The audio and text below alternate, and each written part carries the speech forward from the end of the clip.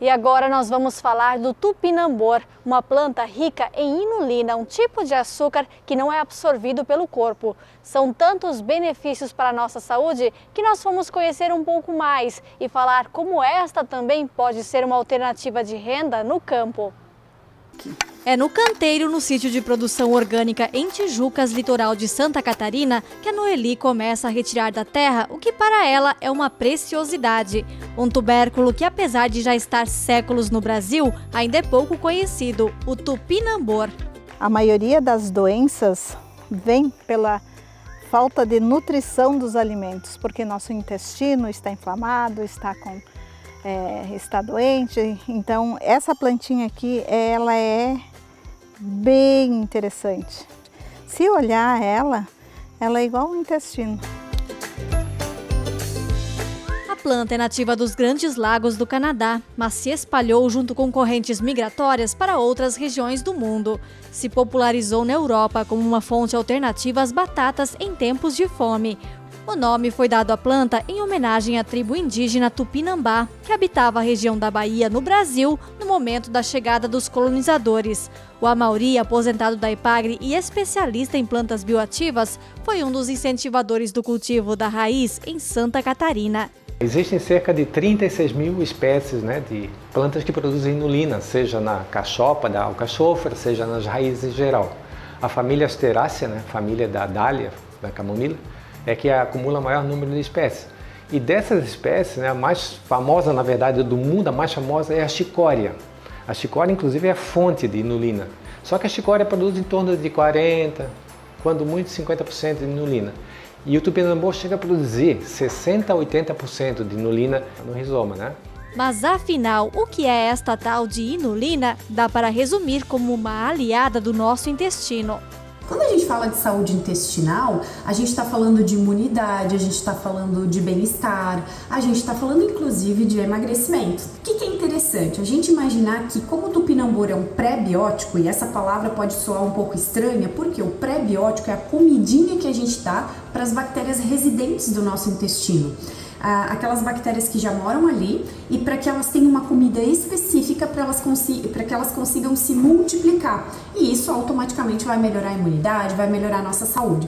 É um polissacarídeo de grande cadeia que tem uma ação antidiabética, hepatoprotetora, anticolesterol, antiobésica, protetora de tumores na região do cólon. Então, os efeitos da inulina são tão grandes que seria difícil acreditar que a gente não estivesse utilizando esse tupinambor no nosso dia a dia.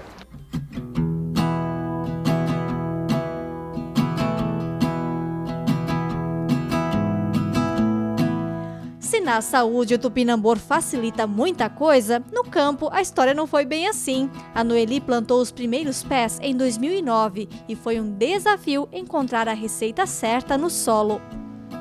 A primeira colheita nossa, de 1.600 mudas, eu tirei 3 quilos.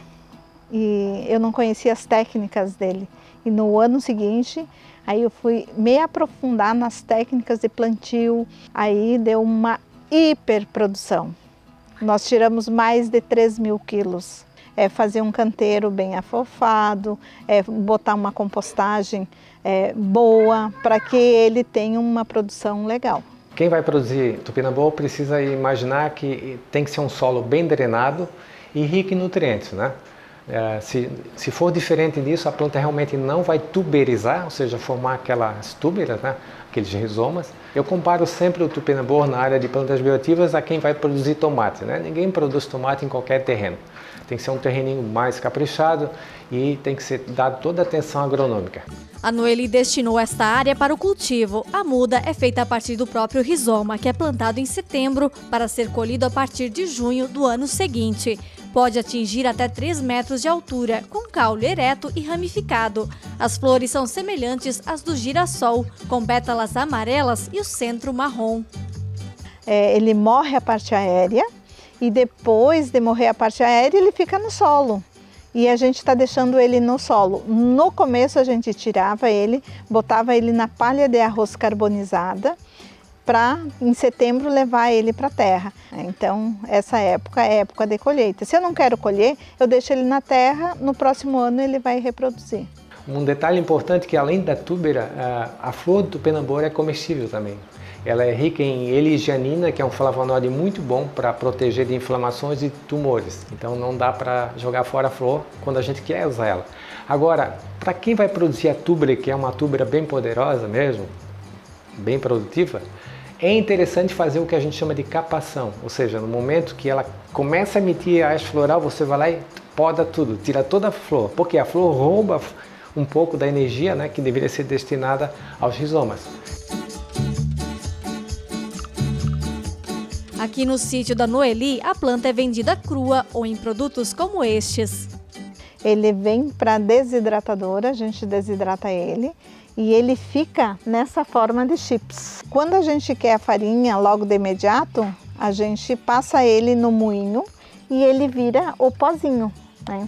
E da farinha a gente está já mandando manipular as cápsulas. Então as cápsulas têm mais saída do que a farinha em si.